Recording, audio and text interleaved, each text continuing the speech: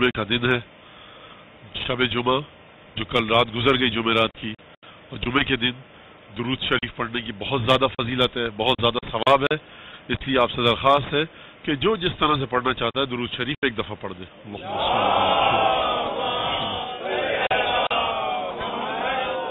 اعوذ باللہ من الشیطان الرجیم، بسم اللہ الرحمن الرحیم. الحمد للہ الذی جعل الحمد مفتاحا لذکرہ وسببا للمزید من فضلہ ودلیلا علی آلائہ وعظمتہ، والصلاة والسلام على عبده وأمين وحيه وخاتم رسله سيدنا ومولانا أبي القاسم محمد وعلى أهل بيته الطيبين الطاهرين الذين أذهب الله عنهم الرجس وطهرهم تطهيرا، واللعن الدائم على أعدائهم أجمعين. أما بعد، فقد قال الله تبارك وتعالى في قرآنه المجيد وفرقانه الحميد وقوله الحق وهو أصدق القائلين. أعوذ بالله من الشيطان الرجيم. ألف لام ميم، ذلك الكتاب لا ريب فيه هدى للمتقين الذين يؤمنون بالغيب ويقيمون الصلاة ومما رزقناهم ينفقون. درود بھیجے محمد علی محمد.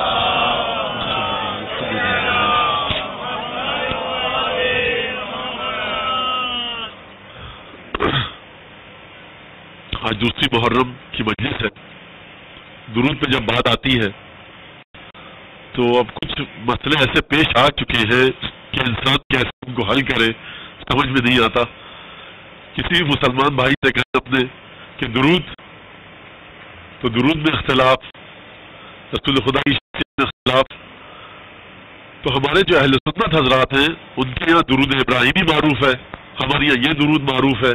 وہ جو درود اکثر پڑھتے ہیں درود ابراہیمی، وہ ہماری یہاں نماز جنازہ میں پڑھا جاتا ہے. یہ درود ان کے کسی اور طرح سے ہے. تو میری غرض اور مقصد یہ کہ درود بھیجیے محمد آل محمد پر، جیسے بھی بھیجیے. محمد صلی اللہ علیہ وسلم.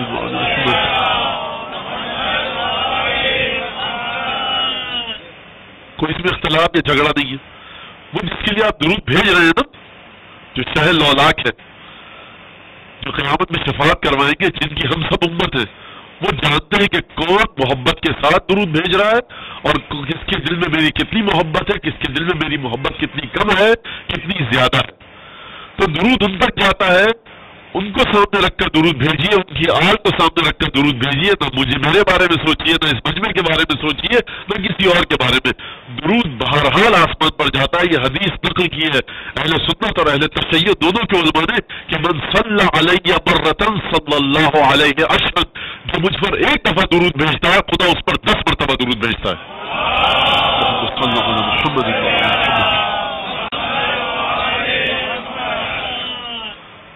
اب یہ مجلس میں ڈر رہا ہوں کہ درود کی فضیلت میں نہ چلی جائے، لیکن ڈرنا بھی نہیں چاہیے.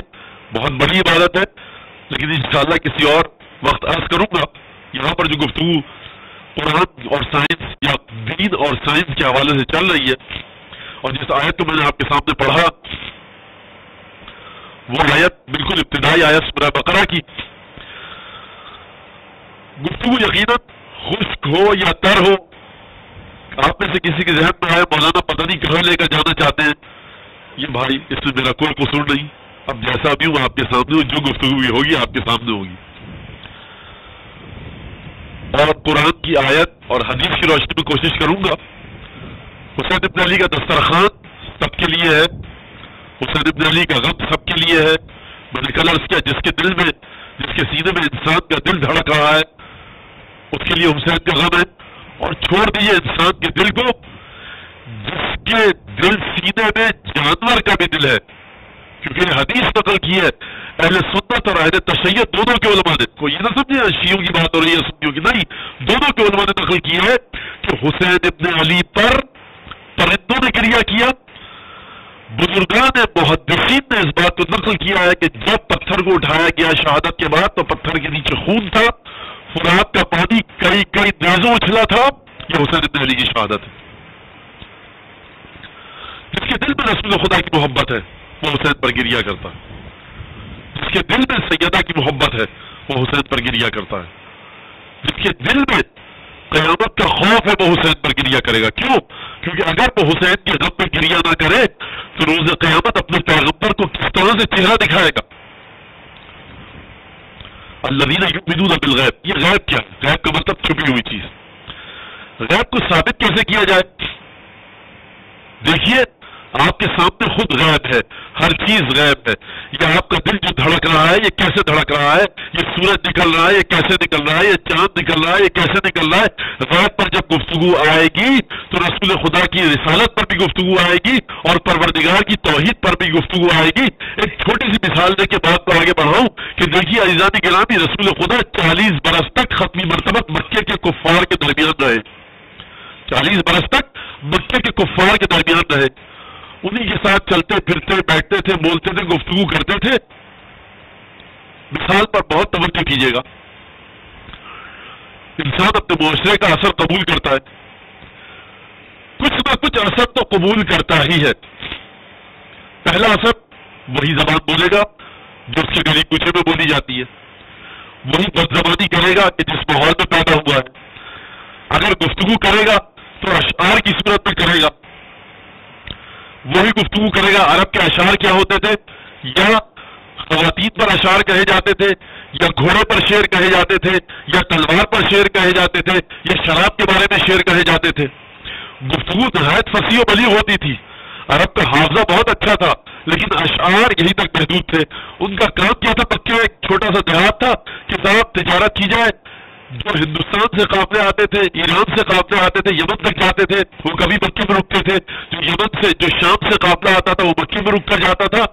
تو ایک طرح سے چھوٹی موٹی تجارت کا مرکز تھا، بہت مختصر سا دیہات مکہ. یہاں پر جناب آمنہ سلام اللہ علیہ کے گھر میں ایک بیٹا پیدا ہوا.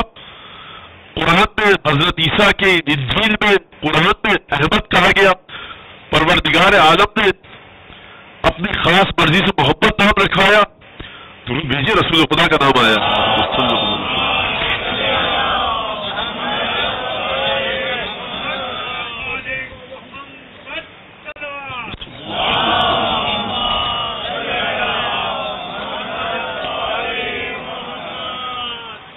اور جو شخص جس معاشرے میں پیدا ہوتا ہے اگر اس معاشرے کی ویلیوز کے مطابق گفتگو نہ کرے، اس معاشرے کی اسکلز اسے نہ آتی ہو تو یہ نقص ہے، کمال نہیں ہے یا نہیں؟ اب ہر شخص مان لاہو لائن میں پڑا ہوا ہے بنی ہاشم کے علاوہ، تو یہ پہلی غیب کی دلیل ہے کہ یہ محمد مصطفیٰ تمہارے بچے میں پیدا ہوا. باپ نہ تھا جو تربیت کرتا، ماں 6 برس کی عمر میں، 4 برس کی عمر میں دنیا سے چلی گئی. دادا نے پالا، دادا اسی معاشرے میں رہتے تھے. تو یہ مانیے کہ خاندان سب سے مختلف تھا، یا یہ مانیے کہ کوئی غیبی طاقت تھی جو اس بچے کی پرورش کر رہی تھی. جب یہ بچہ گفتگو کرتا تھا تو اس انداز سے کہ جو شراب اور زنا کے نشے میں چور تھے وہ تک مجبور ہوگا کہنے پر کہ تم صادق اور امین ہو. تو مکے کے کفار نے جب رسول خدا کے پیغام پر ٹھکرایا تو ان کی سمجھ میں نہیں آیا کہ یہ بچہ کہ جس کی تربیت بھی صحیح سے نہ ہو پائی، یہ بچہ کہ جس نے اپنے ماں باپ کا سایہ کھو دیا، کس انداز سے اس کی تربیت ہوئی کہ یہ جب بڑا ہوا تو ہم نے اسے صادق اور امین کہنا شروع کر دیا. حتیٰ رسول خدا کے ساتھ جو اسلام لایا اس پر تشدد کیا جاتا تھا. رسول خدا کو پتھر مارے جاتے تھے، رستے میں کانٹے بچھائے جاتے تھے، گندگی کا ڈھیر رسول خدا کے سر پر ڈال دیا جاتا تھا، لیکن امانتیں رسول خدا کے پاس رکھواتے تھے. اللہ اکبر، یہ عجیب معجزہ ہے. میری اور سے دشمنی چل رہی ہے، میں آپ کے پیغام کا مخالف ہوں، میں آپ کے خدا سے جنگ کر رہا ہوں، مجھے آپ کی نماز منظور نہیں ہے، مجھے آپ کا کردار منظور نہیں ہے، مجھے آپ کا اسلام منظور نہیں ہے، لیکن اعتماد اتنا ہے کہ اپنی امانتیں آپ کے پاس رکھواؤں گا. ثبوت کیا ہے؟ جب ہجرت کی ہے نا تو تمام کفار کی امانتیں مولا کائنات کو سپرد کر کے آئے کہ میرے بعد تم امانتوں کو سونپ کر مدینے آنا.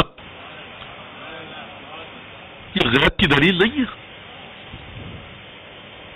پیغام پہنچا اسلام کا. یہ بچے 8ویں 7ویں جماعت کی اسلامیات میں پڑھ چکے ہیں کہ رسول خدا نے اب ابو قبیس پہ چڑھے اور کہا کہ قولوا لا الہ الا اللہ تفلحوا، اگر میں تم سے یہ کہوں اے معاشر قریش کہ پہاڑ کے پیچھے سے دشمن کی فوج آ رہی ہے تو مان لو گے؟ کسی نے یہ نہیں کہا کون سا دشمن، کہاں کا دشمن، ہماری جنگ ہی نہیں ہوتی کسی سے۔ اچھا تھوڑی سی مکے کی تاریخ سن لیجئے، مکہ کوئی اتنی امپورٹنٹ جگہ نہیں تھی، جو جنگ ہوتی تھی روم اور ایران جو دو سپر پاوریں تھی اس وقت، ان کے درمیان جو جنگ ہوتی تھی وہ عراق کی سرزمین کے ایک حصے پر ہوتی تھی اور ترکی کے ایک حصے پر جو آج کا ترکی اس پر جنگ ہوتی تھی۔ یمن مرکز تھا ایرانی حکومت کا، یہاں پر کبھی یہ جو مکہ تھا اور مدینہ تھا، یہ جو جزیرہ نما عرب تھا، یہ اتنا بیکار، اتنی بیکار سرزمین تھی کوئی اس پر جھگڑا نہیں کرتا تھا، کر کے کیا کریں گے؟ اچھا میٹر آف پرسٹیج ہے کہ سیاچن گلیشیر ہمارے اور ہندوستان کے درمیان، تو صاحب ایک الگ مسئلہ ہے تو برفیلی چٹان، لیکن صاحب اس پر جنگ جاری ہے، وہ ہمیں مل جائے تو کیا ہو جائے گا، آپ کو مل جائے تو کیا ہوگا، لیکن میٹر آف پرسٹیج ہے۔ تو یہ مکہ جس جگہ پر واقع تھا وہ میٹر آف پرسٹیج بھی نہیں تھا، اگر تھا تو دین ابراہیمی کے ماننے والوں کے لیے کہ یہاں پر خانہ کعبہ تھا، تو یہاں پر کوئی نہ روم کی سلطنت نہ ایران کی سلطنت اس مکے کی سرزمین کی جانب دیکھتی نہیں تھی کہ لے لیا تو کیا کریں گے اور کھو دیا تو کیا کھویا، جب کچھ ہے ہی نہیں یہاں پر تو کیا کریں گے۔ تو مہاراج اس جگہ پر رسول خدا پیدا ہوئے، تو جب رسول خدا نے پہاڑ پر چڑھ کے کہا کہ اگر میں یہ کہوں کہ اس پہاڑ کے پیچھے سے دشمن کی فوج آ رہی ہے تو تم مان لو گے، واقعی آپ سب کو پتا ہے، کہا کہ ہم مان لیں گے۔ اچھا کسی نے یہ نہیں مذاق کہہ کر اڑایا کہ کون سا دشمن، کہاں کا دشمن، ہم تو ایسی سرزمین میں رہ رہے ہیں کہ جہاں پہ کسی کو دلچسپی نہیں ہے، یعنی اتنا زیادہ سچا مانتے تھے رسول خدا کو کہ رسول خدا اگر ایسا فرض کرے، ایسی چیز کو امیجن کرے، ایسی فولڈر کو کھولے کہ جس کا تصور سے کوسوں کا فاصلہ ہو تب بھی اسے مان لے،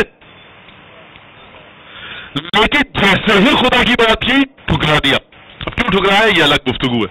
تو یہ سب سے پہلا غیب تو خود رسول خدا کی زندگی ہے، اور غیب کو اگر سمجھنا ہے رسول خدا کی زندگی میں تو آئیے مولا کائنات کی خدمت میں نہج البلاغہ میں جو خطبہ دیا۔ اچھا وہ ایک بات رہ گئی، وہ بھی کہہ کے آگے بڑھوں کہ جو معاشرے کی ویلیوز ہوتی ہے، معاشرے کی ویلیوز جو ہوتی ہے اس کے ہٹ کر کوئی چلے اور اسے وہ چیز نہ آتی ہو تو معاشرے میں اس کی سرزنش کی جائے گی، کنڈیم کیا جائے گا، اس کا نقص ہوگا، خامی ہوگی۔ رسول خدا جب قرآن لے کر آیا، قرآن کی آیتیں پڑھی تو بہت بڑے بڑے صاحب وہاں پر فصیح و بلیغ لوگ تھے، ان کے پاس قرآن رکھا گیا، کہا اس قرآن کو رکھ کرو، کہو کہ یہ شعر ہے، کہا کہ میں عالم ہوں، اعلم الشعراء العرب ہوں، عالم میں کلام عرب ہوں، عرب کا پورا کلام میرے سامنے ہے، جتنے بھی شاعروں کے شعر میرے سامنے ہیں کوئی بھی اس قرآن جیسا نہیں ہے۔ میں شعر کہوں تو کیسے کہوں، یہ شعر نہیں ہے۔ رسول خدا کس معاشرے میں پڑھ رہے تھے کہ جہاں پر ابن عکاظ جیسے شاعر تھے، جہاں پر لبید جیسے شاعر تھے، جہاں پر جمیل جیسے شاعر تھے، ان شعراء کے درمیان رہے۔ قرآن میں سورہ یاسین نے کہا وَمَا عَلَّمْنَاهُ الشِّعْرَ وَمَا يَنبَغِي لَهُ إِنْ هُوَ إِلَّا ذِكْرٌ لِّلْعَالَمِينَ۔ دیکھو ہمارا یہ حبیب جو گفتگو کر رہا ہے شعر نہیں کہہ رہا، یعنی پورا معاشرہ جس چیز کو کمال سمجھتا ہے وہ ہم نے اپنے حبیب کو سکھائی نہیں۔ عجیب معجزہ ہے کہ معاشرہ شعر کہنے کو کمال سمجھے، سماج سوسائٹی میں شعر کہنا تعریف کا باعث بنے، اشعار جس کو کہنے آتے ہو اس کی تعریف کی جائے۔ یہ رسول ایسا کلام ہے جس کو پورا عرب شعر کہہ کے دیتا ہے، برائی کر کے نہ سکے۔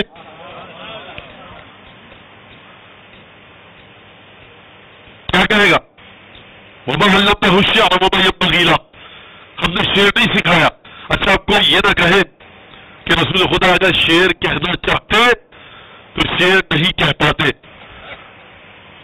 معصوم کا مطلب یہ نہیں ہے کہ رسول خدا گناہ نہیں کر سکتے تھے، اگر کرنا چاہتے، اس بات کو بہت توجہ سے سنیے گا، اگر ہم یہ کہیں کہ خدا نے گناہ کی طاقت سلب کر لی تھی تو یہ تو جبر آ جائے گا، جب جبر آ گیا تو تعریف کس بات کی؟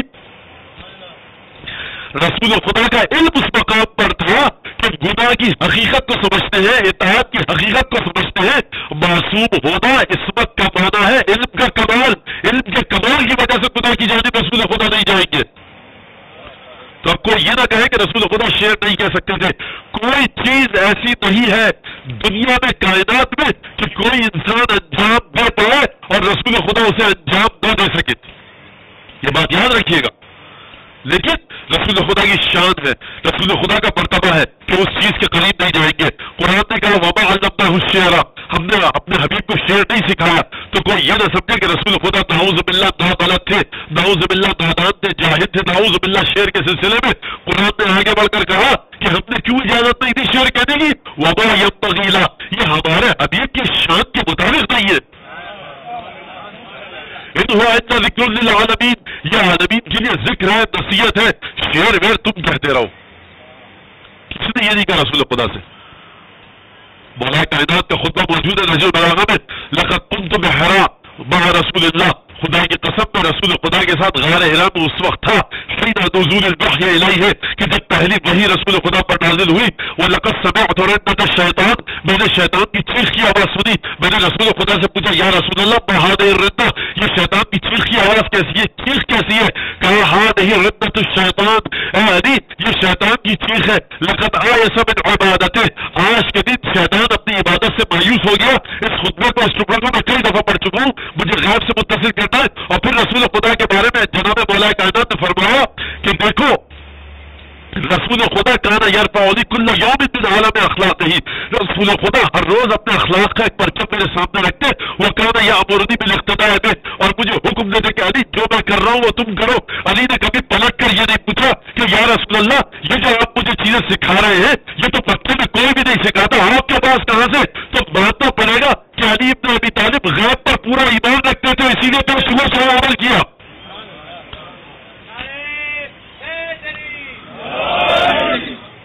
اور فرمایا کہ رسول خدا بچپن سے پروردگار نے ملکت من ملائکتہ، پروردگار نے اپنے ایک ملک کو، فرشتے کو رسول خدا کے ساتھ کر دیا تھا کہ جو رسول خدا کی حفاظت کرتا تھا، انہیں ہر برائی سے بچاتا تھا. عزیزان گرامی سن لیجئے، اب ایک نظریہ یہ ہے کہ رسول 40 سال کی عمر میں رسول بنے. بہت باریک بات ہے، توجہ کے ساتھ سنیے گا. ایک نظریہ یہ ہے کہ رسول 40 سال کے بعد رسول بنے. ایک نظریہ یہ ہے کہ جب نبی جب سے پیدا ہوتا ہے وہ اسی منزلت پر ہوتا ہے کہ جس جگہ پر معاشرے کے دوسرے لوگ ہوتے ہیں یہ رسول ان سے کہیں افضل ہوتا ہے.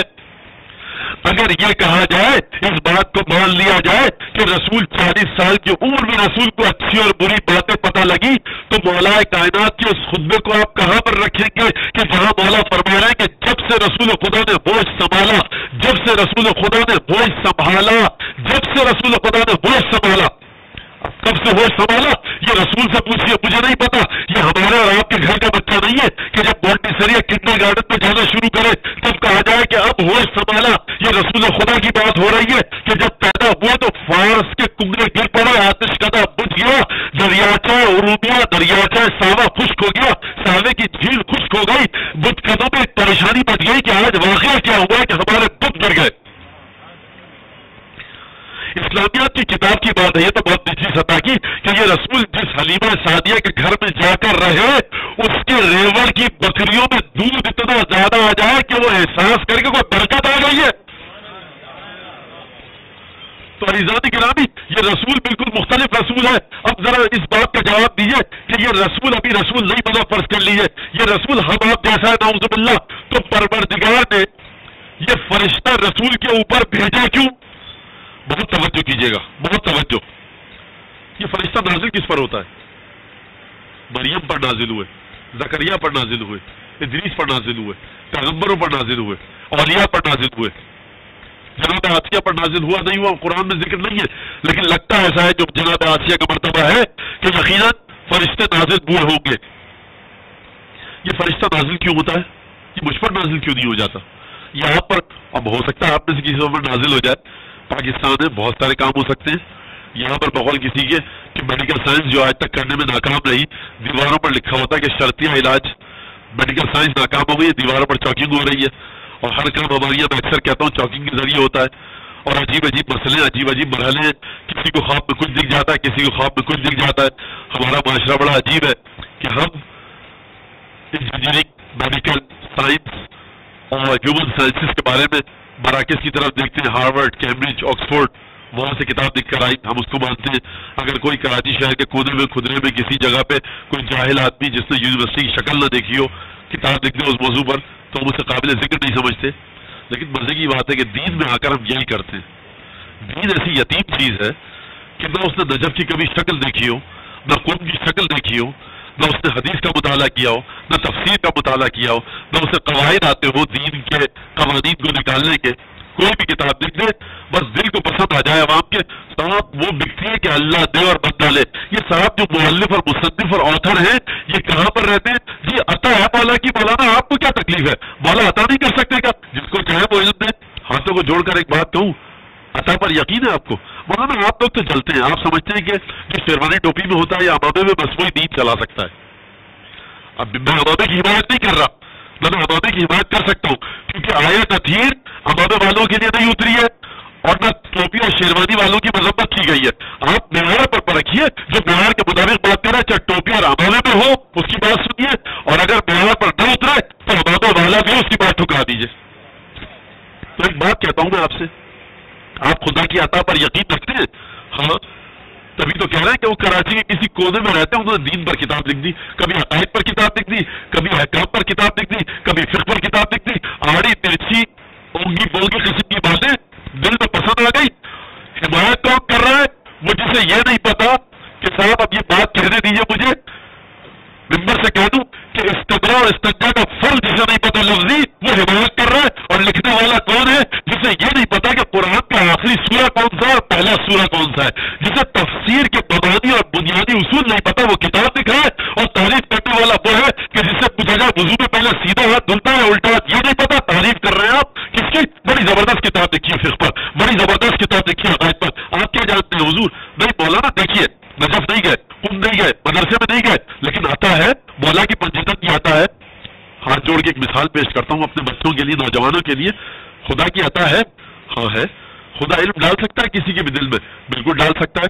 تو قبلہ ایسا ہے کہ میں کل صبح جب اٹھوں گا تو میں کہوں گا شب جمعہ میں نے بیٹھ کر چلا کھینچا اور پروردگار نے، اب بات اگر میرے دعوے پر ہے اور بات میرے کلیم کے مطابق ہے، جس چیز کا میں آرگیو کروں، جس چیز کا میں دعویٰ کروں، اگر اسے سچ مان لیا جائے کیونکہ میں دعویٰ کر رہا ہوں، تو کل میں دعویٰ کروں گا کہ رات بھر میں نے بیٹھ کر دعا کی، پروردگار نے مجھے ہارٹ بائی پاس کرنے کی طاقت عطا کر دی ہے.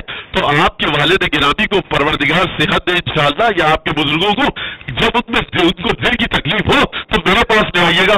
قبلہ کیسے ہو سکتا ہے یہ؟ کیوں نہیں ہو سکتا؟ آپ تو کل تک کہہ رہے تھے کہ اللہ جس کو چاہے عطا کر دے. تو جب دین کی بات آتی ہے تو ہر بے در و پیکر اور آڑے ترچھے آدمی کی بات کو آپ مان لیتے ہیں، یہ کہہ کر کے خدا نے عطا کیا ہے. لیکن آپ کی جان کی بات آئی تو آپ ڈرتے میرے پاس کہ آپ کا سیدھا کاٹ دوں. حضور بچے سے آپ نہیں سنتے ہیں نا. میں گیا روزے پر، مجھے عطا ہو گئی، اب لائیے آپ کا اوپن بائی پاس کروں، اوپن ہارٹ سرجری کروں، کرتے جائیں گے؟ نہیں، آپ اپنے سیدھے کا ڈائسیکشن نہیں کرنے دیتے کہ ایک جان جانے کا خطرہ ہے، لیکن آپ دین کے ڈائسیکشن کے ہر ایک کو اختیار دیتے ہیں کہ جو جاہل دل آدمی ہے کتاب لکھ دیتا ہے.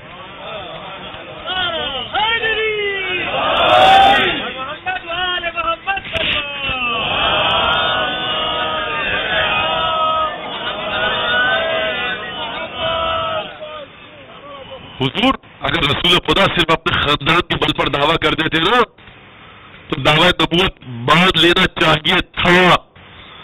جناب ہاشم سے لے کر نسل اسماعیل ہے، کسی کو کبھی کسی تاریخ میں نہیں دکھا کہ جناب عبد المطلب نے بتوں کے سامنے سر جھکایا ہو.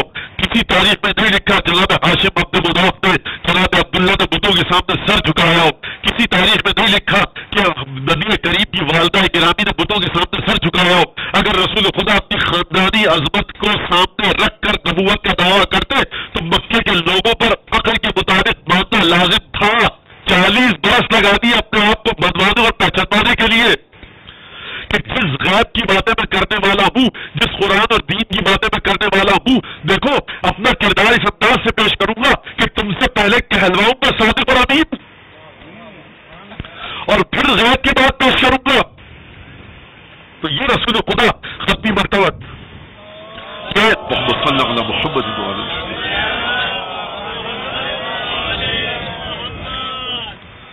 یہ ختمی مرتبہ، یہ رسول خدا کہ اس انداز سے اپنے کردار کو پیش کر رہے ہیں غیب کو بنوانے کے لیے.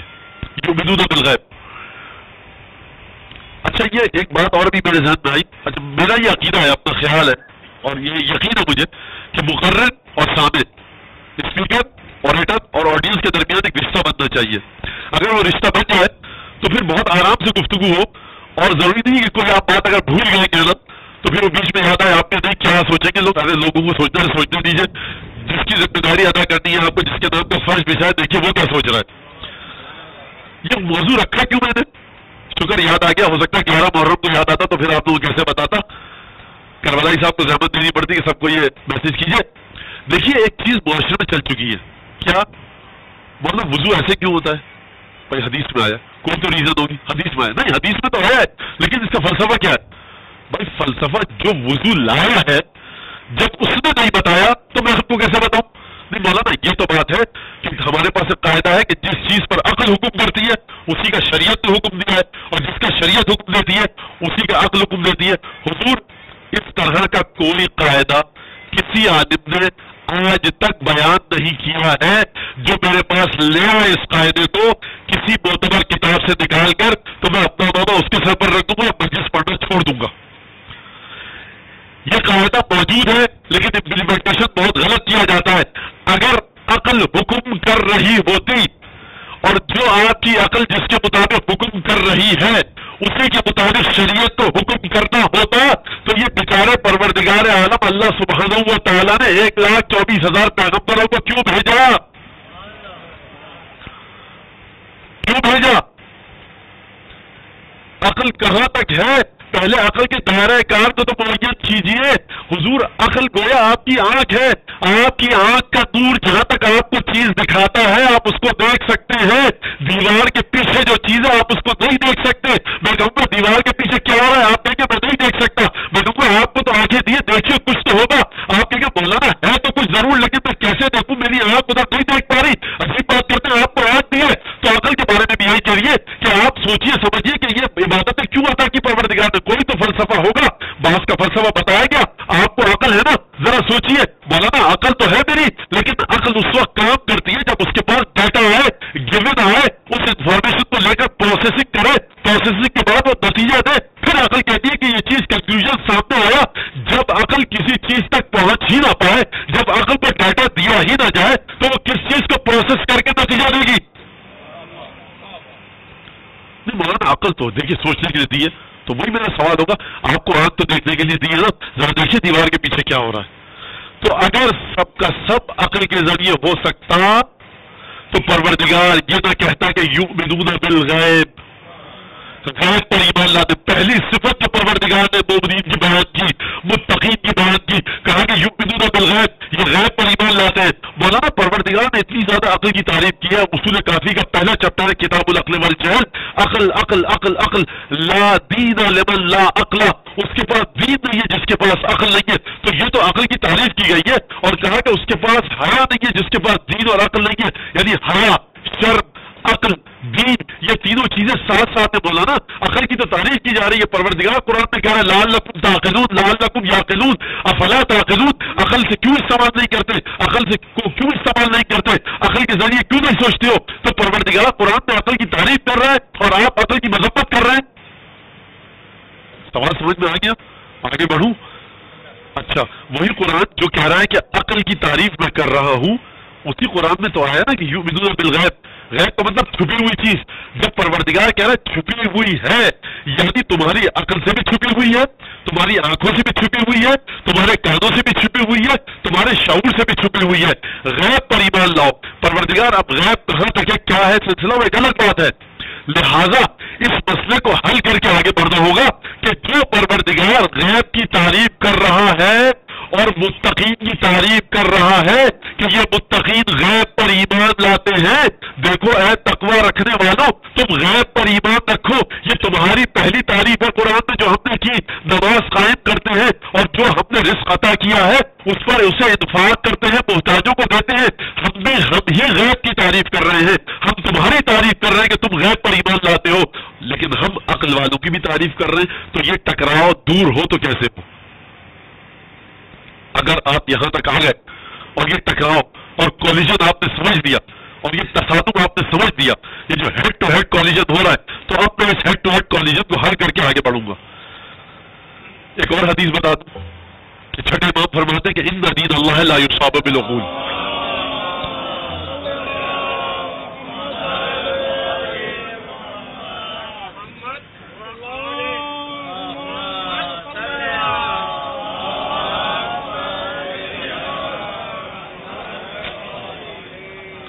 امام جعفر صادق علیہ السلام کا فرمانا ہے کہ خدا کا دین، خدا کے دین تک عقلوں کے ذریعے نہیں پہنچا جا سکتا۔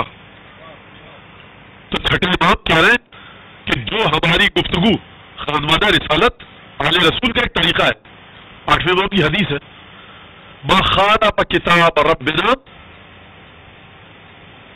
لم نقلہ یا ما قلنا فضربوہ علی الجدال مزخرف باطل۔ 8ویں امام فرماتے ہیں کہ دیکھو جو چیز ہم نے کہی ہے تمہیں شک ہو رہا ہے، قرآن پر پرکھو، قرآن کے ذریعے جانچو، اگر ہماری کہی ہوئی بات قرآن کے مخالف ہے دیوار پر دے مارو، باطل ہے، غلاظت ہے، گھناؤنی چیز ہے، جس سے ہمارا کوئی تعلق نہیں اس سے۔ معیار قرآن ہے، معیار خدا کی کتاب ہے۔ تو جب اگر چھٹے امام یہ فرما رہے ہیں کہ خدا کے دین تک عقلوں کے ذریعے نہیں پہنچا جا سکتا، اور ادھر پروردگار مسلسل عقل کی تعریف کر رہا ہے، اور امام فرما رہے ہیں کہ عقل کے ذریعے دین تک نہیں پہنچا جا سکتا، اور خدا اپنے دین کو سمجھانے کے لیے عقل کا استعمال کر رہا ہے اور غیب کا بھی استعمال کر رہا ہے، تو یہ چیزیں جمع کیسے ہوں گی؟ سولوشن کیا ہے اس کا؟ یہاں تو ٹکراؤ نہ ٹکراؤ ہے، کولیجن ہے، یہ حل کیسے ہوگا؟ بس اب یہاں سے میں اس کو حل کر کے گفتگو آگے بڑھاؤں۔ جو میں سوچنا چاہتا تھا کہ توحید پر دلائل دوں، کہ آج کل ایک فیشن چل گیا جی ایتھیسٹ ہے۔ ہم جب بچے تھے، بہت چھوٹے تھے، تو ایک فیشن تھا ہمارے زمانے میں کہ جس کو بھی اپنی عیش و مستی میں غرق رہنا ہوتا تھا، ڈوبنا ہوتا تھا، ایک بہت بڑی تعداد ایسی تھی اور بہت سے نظریاتی لوگ تھے، وہ کہتے تھے کہ جی ہم سرخے ہیں، ہم کمیونسٹ ہیں۔ رشیا پورا اس وقت موجود تھا، ہمارے بچپنے کی بات ہے اور لڑکپن تک کی بات ہے، بلکہ نوجوانی تک کی کہہ لیجیے بات ہے۔ تو اس وقت رشیا تھا تو سرخے ہیں، کمیونسٹ ہیں، اور وہ ساری باتیں۔ اگر آپ ان سے پوچھیں کہ کمیونزم اور سوشلزم میں فرق کیا ہے، اکنامیکل سسٹم کیا ہے، سوشل سسٹم کیا ہے، معاشرے کو کیسے چلایا جائے گا، اختصاصی مالکیت پوزیشن کی کیا بات ہے، ان کو کچھ نہیں پتا ہوتا تھا۔ بس ایک نعرہ آ جاتا تھا جی ہم سرخے، بھائی آپ سرخے تو کس بات کے سرخے جب آپ کو نظریات ہی نہیں پتا۔ اس کی مثال ایسی ہے جیسے میں آپ سے ہم مسلمان ہیں، آپ کے پیغمبر کا نام کیا ہے نہیں پتا، کتاب کون سی ہے آپ کی پتا نہیں، انجیل شاید زبور شاید توریت شاید بھگوت گیتا شاید گرنتھ صاحب پتا نہیں۔ تو بھائی آپ کو اپنی کتاب نہیں پتا، آپ کو اپنے مسائل نہیں پتا، آپ کو اپنے پیغمبر کا نام نہیں پتا، پھر کس بات کیا مسلمان ہے، قبر میں کیا جواب دیں گے؟ تو ہمارے بچپنے میں لوگ سرخے ہوتے تھے۔ تو آج شاید وہ ایک دوسری شکل اختیار کر کے آئے جی آپ ایتھیسٹ ہیں، خدا کو نہیں مانتے مولانا، کیوں بہت پڑھے لکھے۔ تو میرے خیال سے آئنسٹائن اور کانٹ اور اتنے بڑے بڑے فلسفی یہ لوگ پڑھے لکھے نہیں تھے کیا کہ یہ لوگ خدا کو مانتے ہیں؟ اب یہ ایک بہت بڑی بحث ہے، اگر موقع مل سکا اس پر گفتگو کروں گا کل، اور آج میں توحید کے دلائل سوچ کر آیا تھا گفتگو ہوگی، لیکن گفتگو بہرحال جہاں پر چل رہی ہے آپ کے سامنے، تو ایک درود بھیجیے تاکہ میں سوچ سکوں کہاں سے گفتگو کرنا چلی گئی۔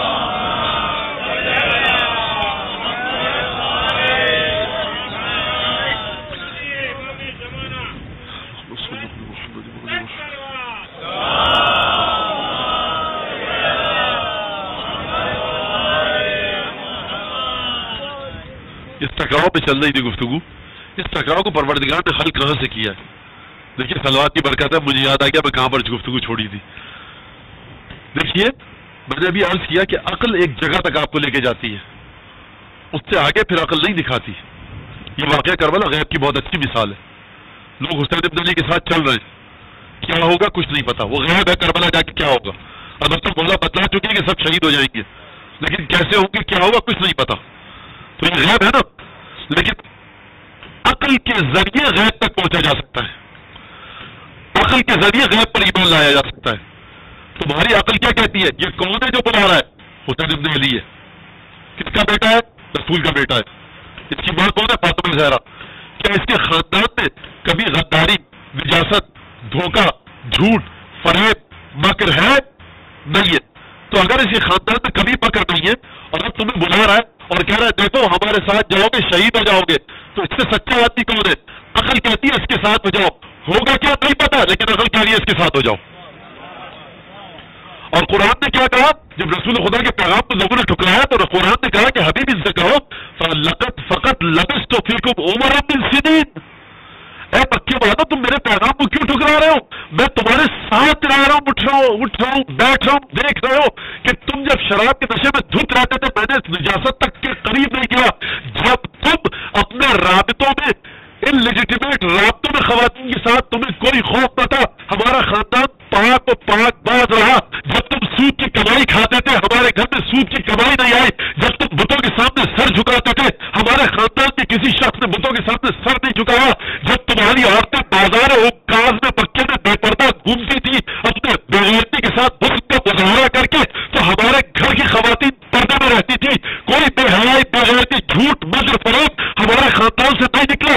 تو اب بتاؤ تمہاری عقل کیا کہتی ہے؟ کس خاندان کے پیچھے جاؤ گے؟ اس کے پیچھے کی جگہ جھوٹ ہے، مکر ہے، فریب ہے، عیاری ہے، چالاکی ہے، دغا بازی ہے، یا اس خاندان کے پیچھے کہ جس کے گھر میں محبت ہے، امن ہے، بھائی چارہ ہے، طہارت ہے، پاکیزگی ہے؟ کیا کہتی ہے تمہاری عقل؟ یہ جو 10 اور 20 درہم کے معاملے میں جھوٹ بولنے کو تیار ہے، یہ خدا کے بارے میں کیسے سچ بولے گا؟ اور ہم لوگ کہ جو دے دے خدا کی راہ میں پھر اسے واپس نہ لے. ہم سے کہنے والا کہ آپ کے بابا کا مجھ پر، آپ کے بابا کے اوپر میرا قرضہ تھا. مولا کائنات کے پاس ایک شخص آیا، کہا ہے علی تمہارے باپ ابو طالب نے مجھ سے قرضہ لیا تھا. کہا کتنا تھا؟ کہا اتنا تھا. مولا نے کہیں سے کر کرا کے بہرحال وہ قرضہ واپس کیا. پھر وہ شخص آیا، کہا کہ علی معذرت چاہتا ہوں، معاف کرنا غلطی ہو گئی، میں نے اپنے جو رجسٹر میں لکھا ہوا تھا وہ میں نے قرضہ دیا تھا نہ کہ دیا تھا، تو یہ پیسے واپس کیا کر رہا ہوں. مولا نے کیا کہا؟ ایک دفعہ جو چیز دے دی لے جاؤ تمہارے لیے.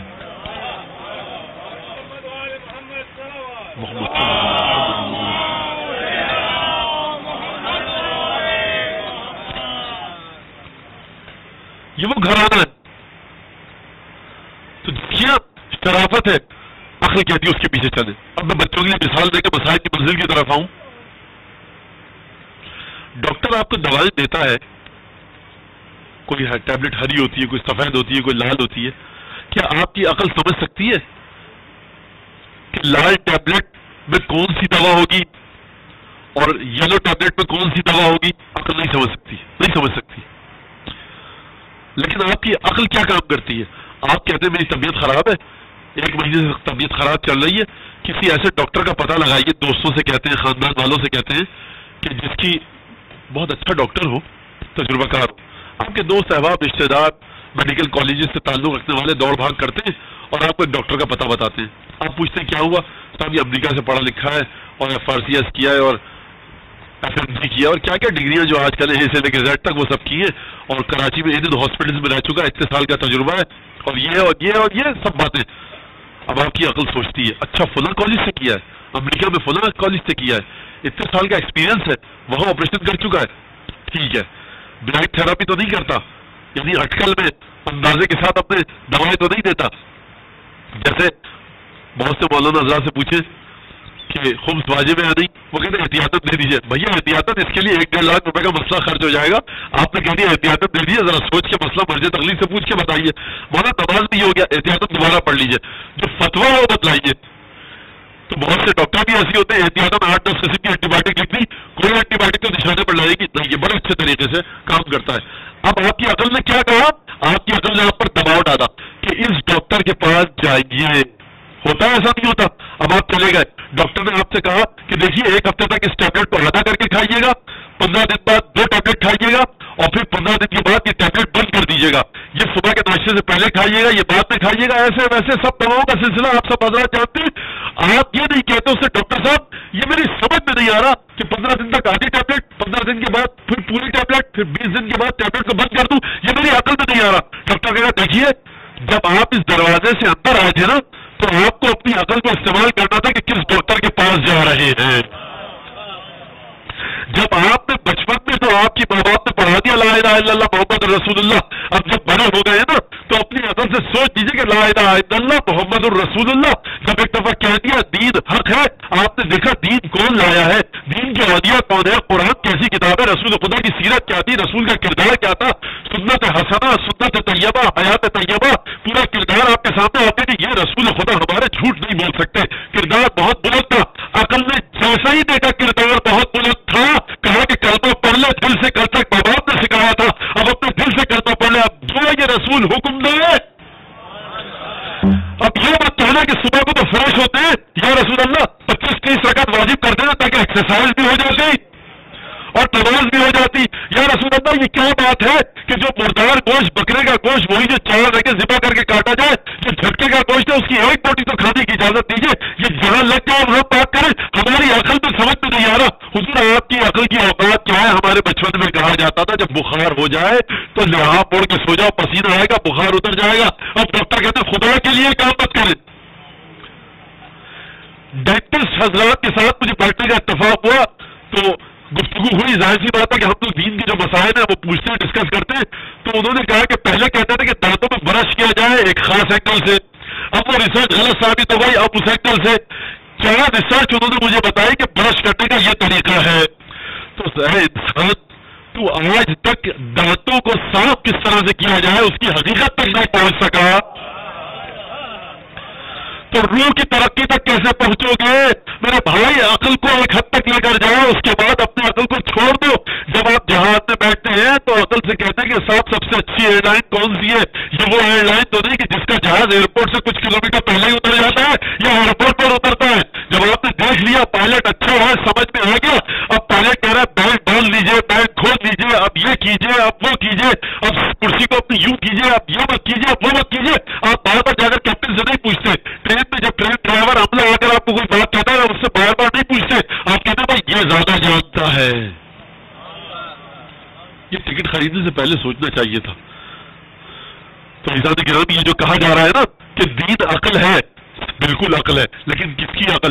اس کی عقل کہ جو معراج پر جا کر جس نے خدا کے فرمان کی روشنی میں اپنی عقل کو پرورش دی، وہ جسے پروردگار معراج تک لے گیا اس کی عقل کے مطابق۔ چھوٹا سا مسئلہ اسلام کا سود کا کاروبار ہے، اب وہ سود بعض جگہوں پہ حلال ہے، بعض جگہوں پہ حرام ہے، وہ ایک الگ بحث ہے، لیکن جا کر آپ دیکھیے جو اکنامیکل ریسیشن آیا تھا، لوگ کہتے ہیں اس کی بہت بڑی وجہ سود، انٹرسٹ اور لالچ اور حرص تھی، لالچ اور حرص تھی۔ اچھا اربوں ڈالر کا نقصان ہو گیا، لوگوں نے خودکشیاں کر لی، یہ مجھے ایک ماہر اقتصادیات، ماہر معاشیات نے بتایا، یہ میری بات نہیں، کیونکہ میری فیلڈ نہیں ہے، میں کیسے کہہ سکتا ہوں۔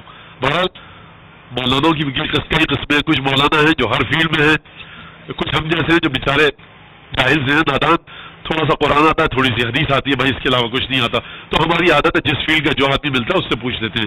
اس نے کہا مولانا یہ جو پورا ریسیشن آیا اس کی بنیاد 2 چیزوں پر ہے، ایک انٹرسٹ، وہ خود بینک میں کام کرتے ہیں، بینک میں بہت بڑا عہدے پر تھے، ماہر اقتصادیات ہیں، اور دوسری چیز لالچ اور غیر ذمہ داری۔ اب لالچ اور غیر ذمہ داری سے بچا کیسے جائے؟ لالچ اور غیر ذمہ داری سے جا کر دیکھیے 1400 سال پہلے عبداللہ کے یتیم بیٹے نے لالچ کے بارے میں کیا کہا ہے، غیر ذمہ داری کے بارے میں علی بن ابی طالب نے کیا کہا ہے، من عمل بما لا یعلم، کہ جو من اصلح، جو اصلاح کرنے کی کوشش کرے علم کے بغیر، کان ما یفسدہ اکثر مما یصلحہ، جو اناری آدمی کسی کام پہ جائے گا اور اسے صحیح کرنا چاہے گا اس سے زیادہ کہ وہ اصلاح کرے تباہ کر دے گا۔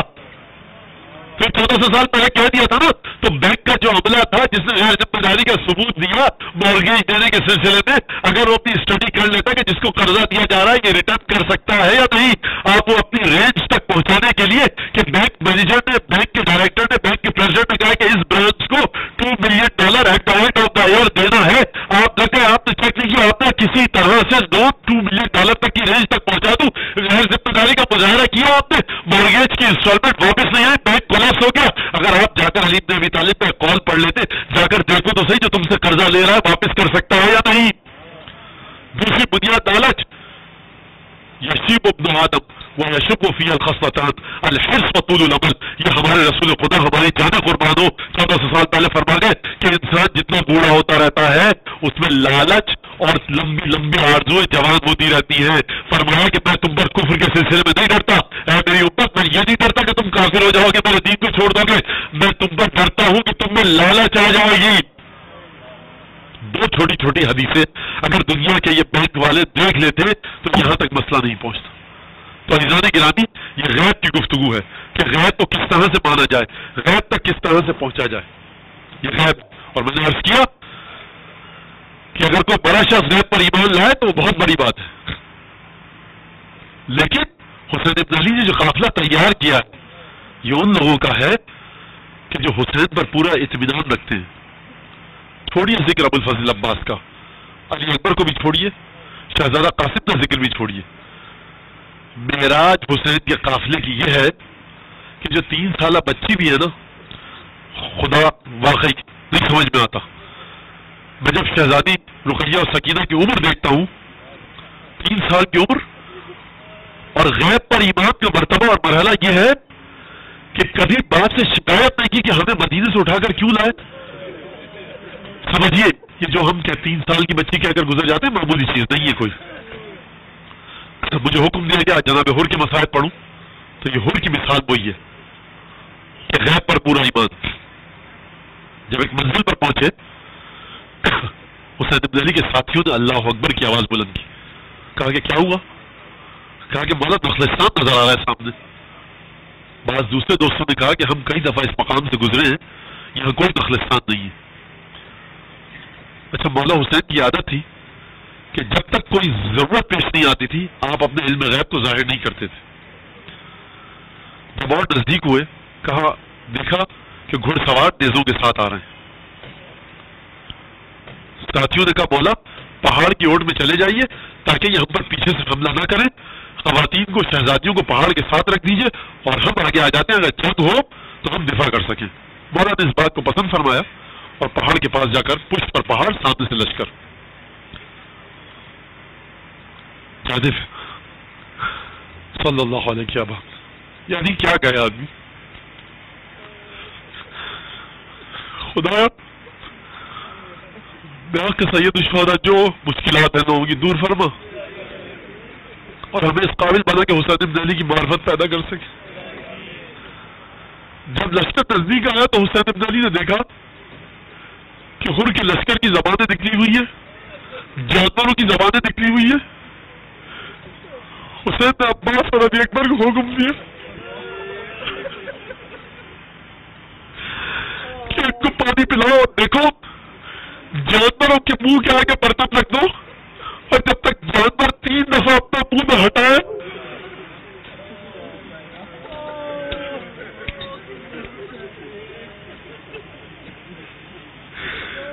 برتن مت ہٹانا.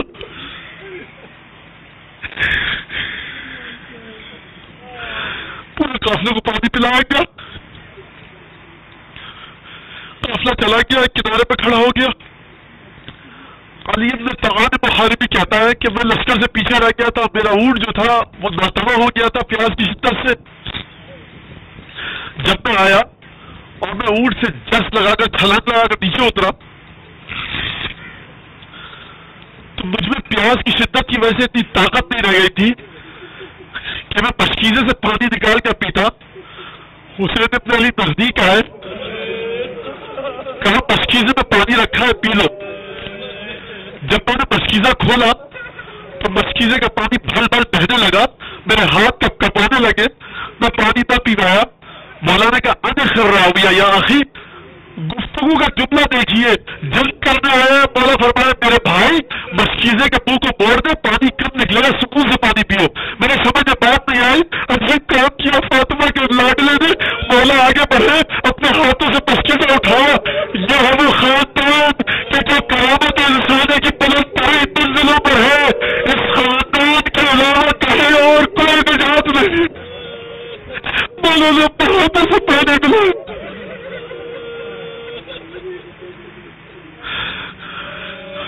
گفتگو ہوئی ہر سے، گفتگو آپ کے سامنے مجھ سے اب مسائل نہیں پڑا ہے. گفتگو ہوئی، کہا مولا حسین. حسین نے کہا ہر ظہر کا وقت ہو چکا ہے. تصدی پڑھا سابق تصدی پڑھانا قال بل نصلي معك. ہر تم الگ جماعت کھڑی کرو گے، ہم الگ جماعت کھڑی کریں گے، اپنے ساتھیوں کے ساتھ پڑھو گے ہمارے پیچھے. حسین امام وقت ہے. حسین کو یہ حق حاصل نہیں پروردگار کی جانب سے کہ کسی کے پیچھے نماز پڑھ سکے. اور میرے پیچھے نماز پڑھو گے یا الگ نماز پڑھو گے؟ یہ دوسرا کوئی آپشن ہی نہیں ہے کہ ہم تمہارے پیچھے پڑھیں یا تم ہمارے پیچھے. تم ہمارے پیچھے پڑھو گے یا الگ پڑھو گے، تیسرا کوئی رستہ نہیں. یا ہمارے ساتھ ہو، امامت کہتی ہے، یا ہمارے ساتھ ہو یا ہمارے مخالف ہو. کابل نصلی معک، ابن رسول اللہ آپ کے ساتھ نماز پڑھیں گے. بس یہی وہ نماز تھی جس نے حر کو بچایا. اور دوسرا ایک کام کیا حر نے کہ جب حسین ابن علی آگے بڑھنے لگے تو یزید کے حکم کے مطابق حر نے حسین کا رستہ روکا. حسین نے ایک دفعہ بٹھا کر کہا سکلت کا امک، اے حر تیری ماں تیرے غم میں روئے، تو میرا رستہ روکا ہے؟ حر نے جواب دیا، کیا جواب دیا؟ لو كان غيرك من العرب ذكرهم بالشك لذكرتهم بالشك ولكن يا حسین اگر عرب میں کسی اور نے میری ماں کا نام اس انداز سے لیا ہوتا تو میں نے اس کی ماں کے لیے بددعا کرتا کہ تیری ماں تیرے غم میں ہے، لیکن میں کیا کروں، آپ کی ماں کا نام فاطمہ ہے. ولا تقدر الا ذکر الصلوات والسلام، ہم سوال درود کے آپ کی ماں پر کچھ اور نہیں بھیج سکتے. بس یہ جملہ تھا جس نے حر کو بچا لیا. ایک دفعہ صبح عاشور آئی، حر پریشان ہے، کرے تو کیا کرے. ایک دفعہ حر نے لشکر چھوڑا، حر نے لشکر نہیں چھوڑا، حر کے بیٹے نے لشکر چھوڑا، دو بھائیوں نے لشکر چھوڑا، غلام نے لشکر چھوڑا. حر آ رہا ہے، کہاں پاس دیکھو کون آ رہا ہے، کہاں بولا یہ حر ہے. قبیلہ بنی تمیم کے لوگ موجود، کہاں بولا حر لگتا ہے، لیکن آیا عجیب انداز سے، ہاتھ بندھے ہوئے ہیں، ڈھال الٹے ہوئی ہے، تلوار باز گم ہے. ایک دفعہ گھوڑے سے اپنے آپ کو زمین پر گرایا، کہاں بولا خلیلہ صاحب بولا حسین میں ہوں جسے رسول زمانیوں میں ڈرایا. رسول اللہ یبنی رسول اللہ اور فاطمہ کے بیٹے، میری وجہ سے زیادہ دیکھنا پڑا کہ توبہ کا کوئی رستہ ہے. یہ فاطمہ کا بیٹا ہے، ارے کائنات کی توبہ قبول کرتا ہے. کیا ہوں تو مہمان بن کے آیا ہے. ارے جب تو دشمن بن کے آیا تھا تجھے ہم نے پانی پلایا تھا، اب تو مہمان بن کے آیا ہے. یہ فاطمہ کا دروازہ ہے، یہاں ہر ایک کی توبہ قبول ہوتی ہے. پر کے ہاتھ چھوڑے کہا بولا قبول کرنے کی اجازت دیجیے. بس ایک ظہور کا زخم پر زخم لگے، مختصر کروں مسائل بتانے کے لیے کیا. پرانا سیدہ آپ سے درخواست ہے کہ اپنے بچے کے صدقے میں اس بات کی دعا پر نظر کیجیے. مولا سید صحابہ یہ آپ کے صحابہ کے لیے کر رہے ہیں. بس ایک ظہور گھوڑا سے زمین پر آئے، مولا حسین پہنچا نہیں پہنچے مجھے نہیں پتا، لیکن میں ایک جملہ کروں ظہور سے. اور جب تم توبہ کے لیے آئے تھے تم نے کہا ہے فضل تو رسول میں ہوں جس نے زینت کے دل کو ڈرایا، جس نے سکینہ کے دل کو ڈرایا. میری وجہ سے بیٹی اس خوفناک سرزمین پر آئی، تمہیں اتنی شرم آئی کہ تم دروازہ خیمہ تک جائے، وہیں سے جا کر شہید ہو گئے. میں کہوں گا اے حور کاش تو سارے غریبوں میں ہوتے اس زینت کی وجہ سے. اب تم دروازہ خیمہ تک جا پائے، کاش ہوتے اس رسول زادی کو جن ظلموں کا سامنا کرنا پڑا. اور رسول کی تو بنا کوئی کاموں سے کیوں چیز رہا ہے.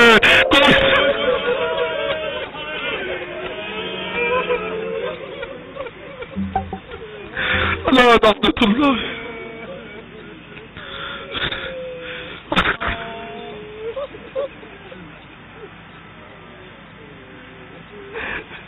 اللهم بحق محمد وآل محمد صل على محمد وآل محمد وعجل فرجهم وأهلك عدوهم واكفنا ما همنا وعجل لوليك الفرج بجاه محمد وآله.